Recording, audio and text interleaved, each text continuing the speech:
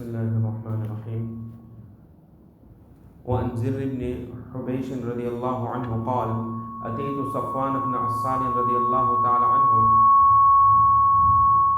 أسأله عن المسح على الخفين. Zir bin Hubaysh radiallahu ta'ala says that I came to Safwan bin Asal radiallahu ta'ala anhu to ask him in regards to Masa al Khuffain. Khuffain is the leather socks that a person wears, and at the time of wudu, a person then just has to make Masa upon the leather socks. However, there are certain conditions that have to be found for that sock to be considered as a leather sock. For an example, a person must be able to walk a certain distance without the socks tearing. It must not be transparent, neither must it be semi-transparent. And thirdly, it must hold onto the ankle of a person without any elastic. So then it qualifies as a leather sock. Then a person can make masa upon it. But obviously when a person now wants to make masa on the sock, he must be first in a state of wudu. So his leg etc. must be completely washed, and then he wears the leather sock. When a person is a resident, he's in his hometown, he can wear that socks for a period of 24 hours. After 24 hours, the sock has to be removed, and if he doesn't have wudu, the wudu must be renewed and he puts on the sock again. And if a person undertakes a journey of 77 kilometers or more, then he can wear the socks for a period of 72 hours. So 24 hours when he's a resident and 72 hours when he becomes musafir. So this Sahabi came to Safwan bin Asal radiallahu ta'ala anhu to question him in regards to masa upon the khuffain. Qal ma ja'a bika ya Zir. So the Safwan radiallahu ta'ala said, what has brought you here, O Zir? Why have you come to me? فَقُلْتُ إِبْتِغَاءَ الْعِلْمِ. So I said that I came to seek knowledge from you. قال إن الملائكة يدعو أجنحتها لطالب علم رِدًا بما يطلب. He said that the malaika, they spread their wings for a seeker of knowledge out of happiness because of what he is seeking. Meaning that when a person he goes out to seek knowledge, then the malaika, they spread their wings under that person. One meaning to this is that out of honor of the student of deen, the malaika, they spread their wings for that particular person. Or the second meaning to this is that Allah Tabaraka wa Ta'ala makes it easy for that person that goes out to seek knowledge. So here it does not necessarily mean a person has to go to a classroom, sit before an ustad and acquire the knowledge of deen. Here also we are acquiring knowledge of deen. Learning one hadith of Rasulullah Sallallahu Alaihi Wasallam is acquiring knowledge of deen. Doing tafsir and learning from the tafsir that takes place, this is acquiring knowledge of deen. A person that meets, for example, an alim, ask him a few masail of deen, that is acquiring knowledge of deen. So we also qualify for this as long as we sit in these gatherings and we benefit as well. فقلت إنه قد حك في صدري المس على الخفين بعد الغائط والبول. So I said that verily there is a doubt in my heart in regards to making masa upon the khuffain after passing urine and passing stool. So I'm not too sure in regards to this masla that after a person passes urine and stool, can he still continue making masa upon the khuffain, or does a person have to remove the masa al khuffain, remove the khuffain after passing urine and stool? وَكُنْتَ إِمْرَأً مِّنْ أَصْحَابِ النَّبِيِّ صَلَى اللَّهُ عَلَيْهِ وَسَلَّمَ. He tells us, Safwan bin Asal radiallahu ta'ala, you were a person that was from amongst the companions of Rasulullah sallallahu alaihi wasallam. فَجِئْتُ أَسْأَلُكَ هَلْ سَمِعْتَهُ يَذْكُرُ فِي ذَلِكَ شَيْئًا. I came to question you. Did you hear anything in regards to this from Rasulullah sallallahu alaihi wasallam? قال نعم. Hazrat Safwan bin Asal radiallahu ta'ala said, yes.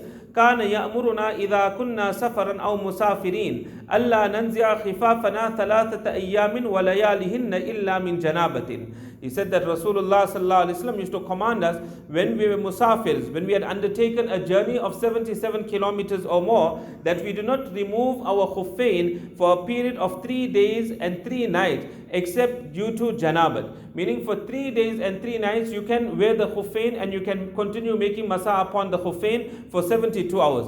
Except, for example, a person is in a state of janabat. He has a wet dream, for example, or a person is intimate with his wife. Now he cannot continue making masa upon the khuffain. He has to remove the khuffain and he has to take a ghusl. After performing ghusl, then it becomes permissible for him to put on the khuffain again.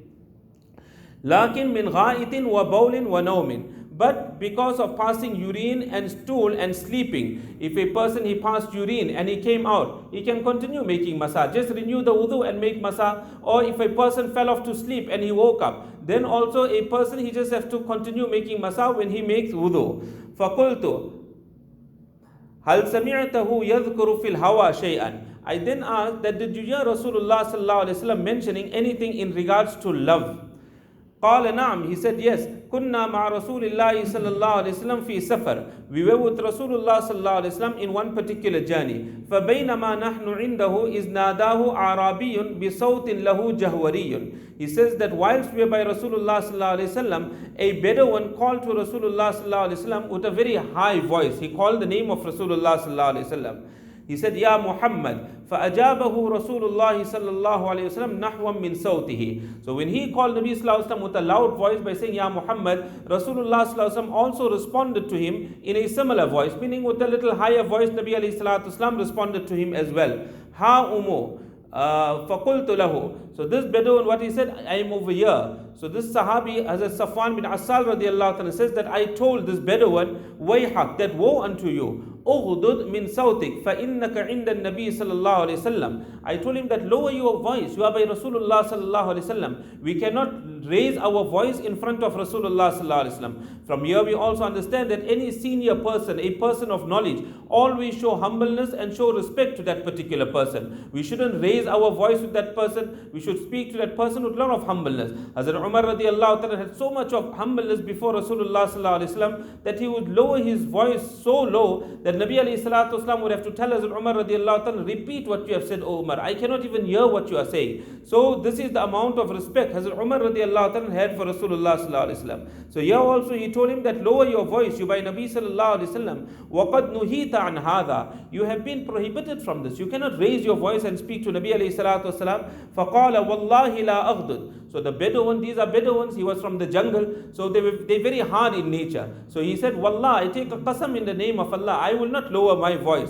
Also from here we learn that the person that is a man of knowledge, he should treat every person according to his position. That don't write anyone off, that you got no etiquettes, you don't know how to speak, etc. This person, he was a Bedouin, Nabi alayhi salatu wasalam tolerated him. He had hope for that particular person. One Bedouin came into the masjid, he was a kafir at that time, and he urinated in the masjid. Nabi alayhi salatu wasalam tolerated him as well. So you tolerate people according to their position. Those that have knowledge, their position is different. Those that don't have knowledge, their position is different. قال الأعرابي. Then the Bedouin said, المرء يحب القوم ولما يلحق بهم. He said that that a person, he has love for a group of people, but he hasn't joined them as yet, he hasn't come to their position. قال النبي صلى الله عليه وسلم, Nabi sallallahu alaihi wasallam mentioned, المرء مع من أحب يوم القيامة. That a person will be with whom he loves on the day of Qiyamah. You love a nation, but you haven't met them, but on the day of Qiyamah you will be with that particular group. فما زال يحدثنا حتى ذكر بابا من المغرب مسيرة عرضه أو يسير الراكب في عرضه 40 أو 70 عاما. Then Nabi alayhi salatu wasalam continued speaking to us until Nabi alayhi salatu wasalam mentioned a door that is in the west. The width of this door, or a traveler, he travels in this door in the width of this door for 40 or 70 years, meaning so vast is the width of this door that it takes a traveler to go from one side to the other side 40 years or 70 years. That is how wide this door is. قال سفيان أحد الرواة قبل الشام. Sufyan rahimahullah, who is one of the narrators of the hadith, he said that this door is in the direction of Shaam. It is in Shaam. خلقه الله تعالى يوم خلق السماوات والأرض مفتوحا للتوبة. He said Allah tabaraka wa ta'ala created it the day Allah ta'ala created the heavens and the earth, and this door is open for tawbah. لا يغلق حتى تطلع الشمس منه. That this door will never ever be closed until the sun rises from it. So this is the door in Shaam Allah ta'ala created the day Allah created the heavens and the earth. So if any person commits a guna, a sin, he makes tawbah, Allah tabaraka wa ta'ala will forgive that person. But the time will come when the sun will rise from here, and this is in the west. So the sun will rise. When the sun rises and now a person wants to make tawbah, this door will be closed. So the doors of tawbah will be closed. So before that time actually comes, we are encouraging this hadith that a person should make tawbah and repent to Allah tabaraka wa ta'ala. We'll continue from here inshallah.